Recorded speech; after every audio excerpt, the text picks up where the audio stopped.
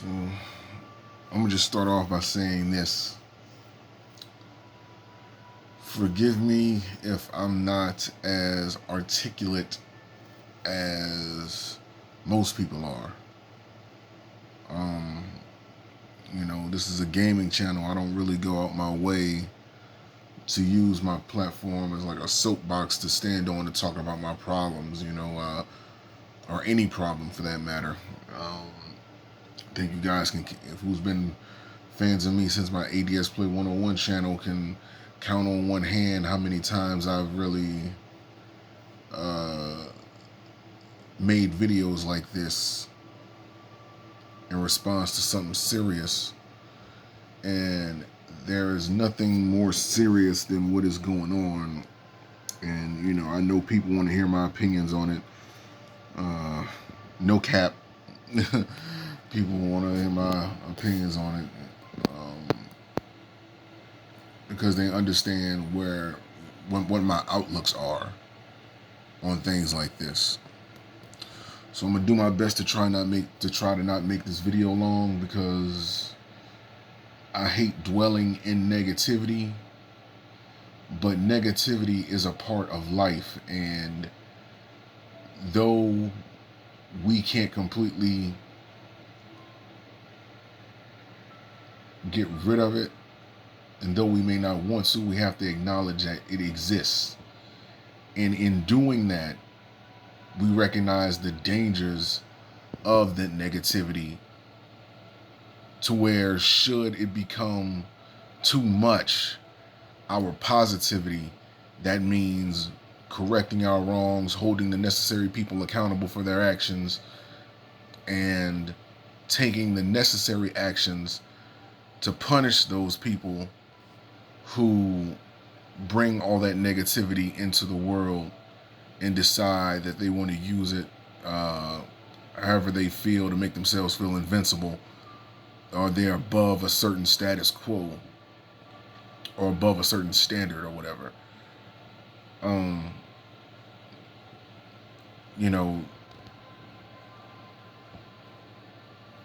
The reason why I have my camera pointed at this bandana with my World Warriors Collective logo on it, because I want to talk about the logo for a second, and basically that's going to tie into everything that's going on. So World Warriors Collective is a group that I started on Facebook back in 2011. I didn't finalize and create, with the help of people with the help of some people, I didn't finalize and create the logo itself. It was always an idea, but I didn't create the logo itself until 2018. I think 2017, 2018. And I didn't, oftentimes when I do things, I don't understand how deep the meaning of it is at the time.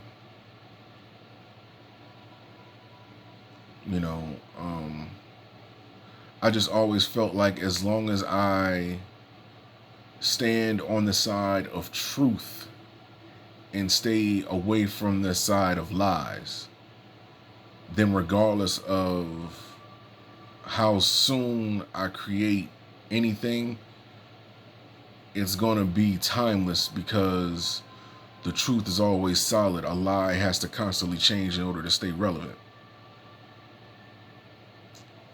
When you look at this logo, you see, World Warriors.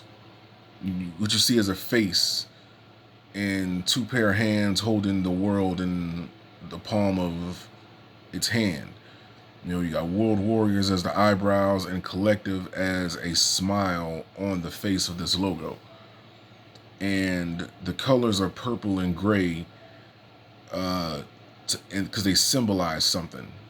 When I created this group, it was to unify and to bring people together under the common hobby of playing video games, being competitive in video games, breaking down language barriers, using body language to understand each other, when sometimes our linguistics confuse us.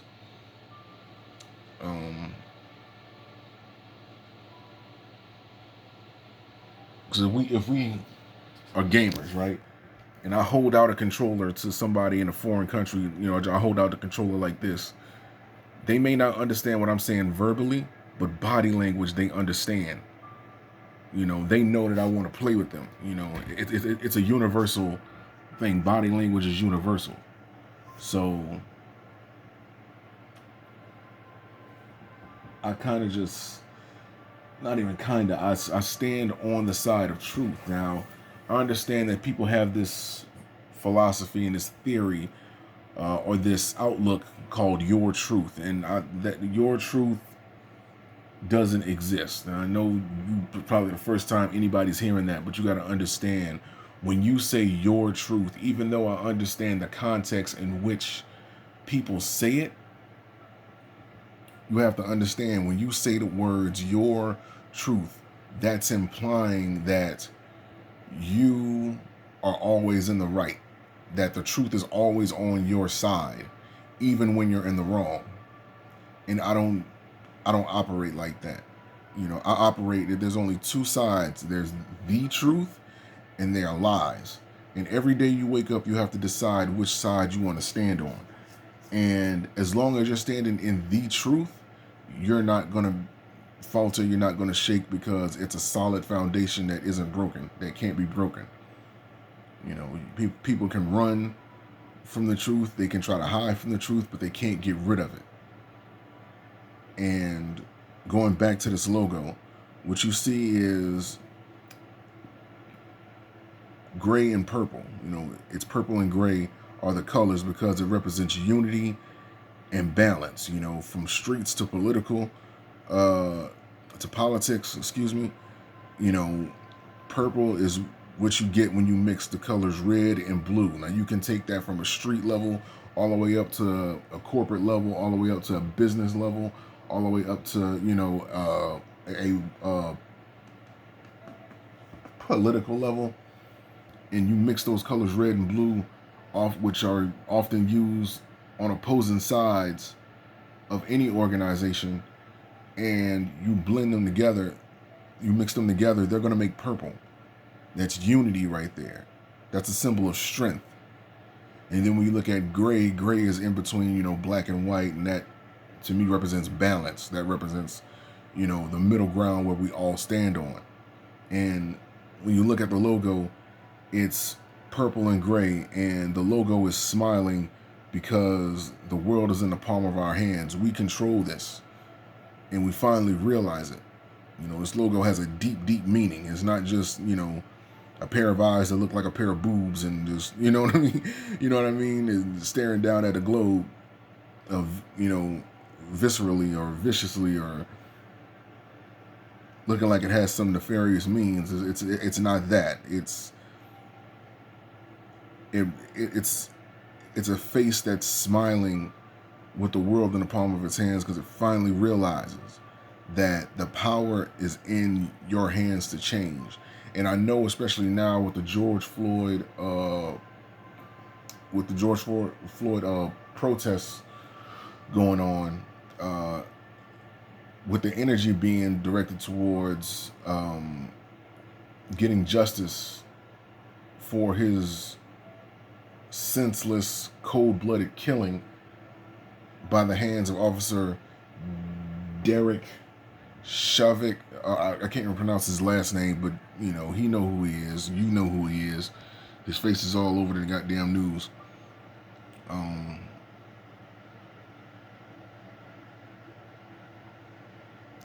And a video being out of the man being killed by the officer because he left his knee on George Floyd's neck for nearly 9 minutes.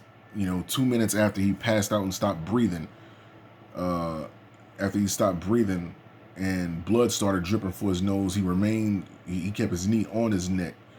It's just,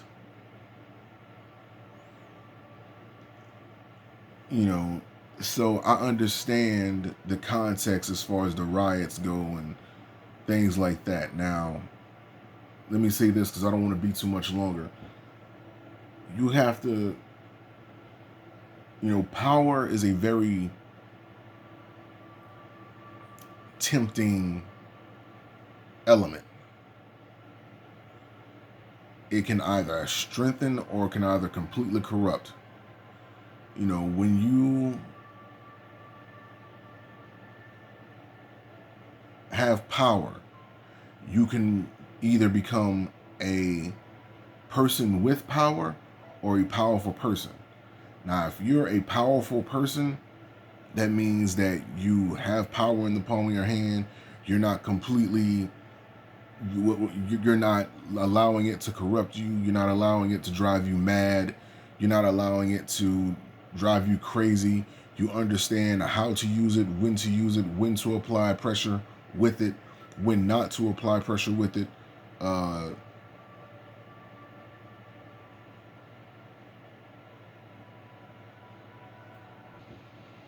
no, no reference to the knee on George Floyd's neck at all.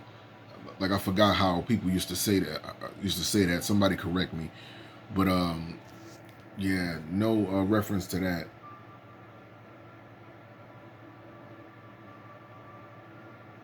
Or excuse me,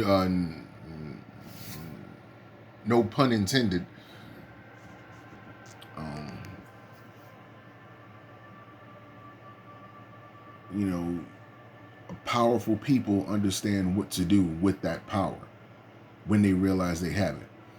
Now, when you're a person with power, it's a completely different side of the coin. You don't know how to control it. You don't know what to do with it. It drives you mad. It gives you a sense of invincibility that you don't really have. And you don't even realize you're destroying yourself when you go crazy with that power. To all my anime heads out there, I call myself an anime head because I watch anime nonstop. But to all my anime heads out there and the people that watch anime, the best analogy I can give to uh, a powerful person versus a person with power, the best analogy I can give to that is, let's take Dragon Ball Z for example. Let's take Goku going against Krillin, and I mean in like a serious fight, right? Um, Goku knows he's way stronger than Krillin, and he don't need to go Super Saiyan to beat him up. He can beat him up in base form, right? Um, a powerful person, again, understands that they don't need to apply all that pressure on someone. The power is not needed there, so we're not going to waste energy on what we don't need to waste it on. There's more important things to use it for. That would be like that's like Goku fighting Krillin in base form, beating him up in base form without going Super Saiyan or anything like that. Because he understands that I don't need to use no more power than this in order to get the job done. Right? He's not letting it control him. He's not letting it drive him mad, etc. Now, a person with power, the best analogy I can give for that in Dragon Ball Z, take Broly. Broly, he goes berserk, or I guess in Dragon Ball Super, I guess you can look at somebody like Kale. If you watch Dragon Ball Super, she's supposed to be like the female version of Broly or whatever, but she allowed her power to take control over her, and she went so mad that she pretty much destroyed everything. She was in the process of destroying everything around her and even herself. And that's the way I look at the riots out there. There's the protesters out there, but then there's the riots. Now, let me just throw this in there. There's videos out there of instigators, not just police officers, but white people out there, other white people out there, just handing bricks to black people, going on missions to like vandalize buildings with like spray paint, putting Black Lives Matter on there, and you have groups of black people that's stopping them because it's like, this doesn't help. Vandalizing the buildings, throwing bricks and all that. It was a video I just recently seen of, it was in in Minnesota where George Floyd was killed, where they're doing a protest. A pallet of bricks just got randomly laid out where the protests were. Like, there's no construction being done in the area, no houses being built in the area. They put the pallet of bricks right in front of the court building in Minnesota. I don't know which court building it was because the person didn't say, but it was a court building. And they just put a pallet of bricks right there in front of the court building. It was next to a bus stop. They just laid it right there. So, and in another video, it was like 4 white people in a car, and they drove by and gave, black people bricks, and they were telling them to use this. And a black girl, she got the brick and she opened up that door. She put it in the white girl hand and she closed the door and like, don't give us that brick. You want to use that brick, you throw it. You know what I mean? There's people in there that's instigating these type of events. It was another video of an undercover cop. He had what's so funny is that when he went out to instigate, he had on like the full riot mask and all that. Like he had on the police grade, police distributed gear when he went out, and he tried to hide his face with an umbrella, breaking out windows of a damn AutoZone. Trying to make it seem like it was the group of black people that was out there rioting, out there protesting. They were the ones out there causing the riots. So it's evidence out there that they're infiltrating these protests and trying to turn them and trying to make it seem like it's something different. However, there are videos also out there of people, raiding and destroying stores and things like that. And this is kind of what I wanted to get into with the whole powerful person or person with power analogy. You have people who never understood what power felt like. They don't know what it feels like. They don't know what it means to have it because they always felt helpless. We can't lose sight of what's important here. The very foundation of why these protests are even happening to begin with is because Officer Derek of the Minnesota Police Department, of the Minneapolis Police Department, formerly of the Minneapolis Police Department, because he got terminated, should face first-degree murder. It is a joke that they gave that man, they charged him with third-degree murder, and I forgot which degree manslaughter. Like, they charged him with manslaughter as well. Like, how the fuck do you, there's a video of you pressing your knee on his neck until he's no longer able to breathe, and you kill him. Even after people are around you yelling, get off of him, and even after George Floyd himself is telling you that everything hurts, he can't breathe, you're looking at the crowd, you see people recording you, and you look right down back at George Floyd and you apply pressure to his neck and kill the man, suffocated him to death. And you mean to tell me that that's third-degree murder? Third-degree murder is, excuse me if I get this wrong, but third-degree murder is you seen somebody that somebody died that you didn't intend to kill. You killed someone that you didn't intend to kill. That's third-degree murder. Excuse me, because I don't get in trouble with the law like that, so I don't really know.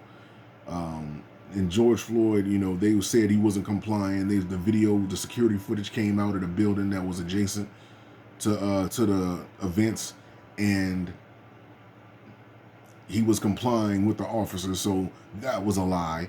And then it seemed like they was beating him up in the car or whatever like that. Then they dragged him out from the other side of the vehicle, and that's when you see the girl with the video camera. She begins to record. The security footage couldn't get that other side of the vehicle, but somebody else was recording, and that's how we got to see Officer Derek putting his knee on, a racist pig. He put his knee on George Floyd's neck, But let me not get too sidetracked from what I was saying. See, even I was becoming a person with power. just a second ago. You got to be able to control that energy. And I'm glad that happened, because the point I was trying to make is control that energy. I understand that, the anger is there. And in that anger, you want to tear shit up. Trust me, I'm right there with you. Oakland is not too far from where I'm at. Oakland is on fire right now. That they called in the National Guard to the Bay Area, and in the area that I stay in, Oakland is not too far, and the riots were actually making their way towards this city, to where a Target up the street and a Walmart up the street near me, like literally like a good 5-minute drive. A Target is like a 10-minute drive. It's a little further down, but the Walmart is like a 5-minute drive. Both of those stores closed down. I think Target got hit. I think the rioters broke into Target. I'm not 100% sure, but Target ended up closing down, and they adjusted their hours, to close the store down much earlier than what they normally do. These stores don't close until like around like 10 or 11. And now they're closing at like 8 p.m. or 8:30. Walmart up the street, they close. They normally stay open until like 10, or I think like 11 or something. But now they're closing at like 8:30 p.m. because of all the riots, and those stores have been broken into in Oakland, and because the National Guard had to get called in, there's a curfew in my area, and down in Los Angeles is worse. Los Angeles, the curfew is at 6 p.m. 6 p.m. That's just when everything getting started, especially if you live in nightlife. People maybe just now waking up, getting ready to go out and do some fun activities or whatever normally. But 6 p.m. to 6 a.m. It's shut down in Los Angeles. Over here, it's from 8 p.m. to 6 a.m. I believe. So it's a complete disaster. You have to understand that these protests were built on getting justice for George Floyd and making sure that the officer, that racist motherfucker got, that racist officer got first-degree charges the way he was supposed to get them, and made sure he got convicted. That's what that was supposed to. You're supposed to go march in front of those buildings, march in front of those police precincts, those court buildings, any news outlet that's out there, make sure that they see you, and you shut down traffic if you feel like you need to deliver a message. Do that.